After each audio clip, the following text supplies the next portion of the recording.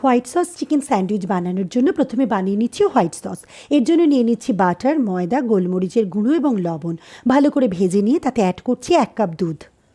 মিশ্রণটি ঘন হয়ে গেলে গ্যাস থেকে নামিয়ে ঠান্ডা করে নেব।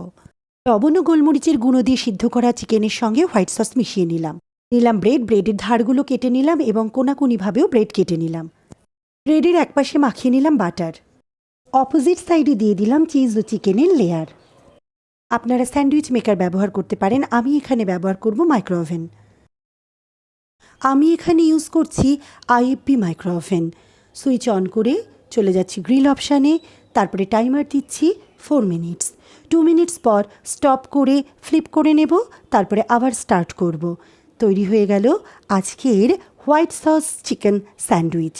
ছোটদের কাছে এই স্যান্ডউইচ ভীষণ আকর্ষণীয়, এমনকি বড়রাও কিন্তু এই স্যান্ডউইচ ভীষণ পছন্দ করে।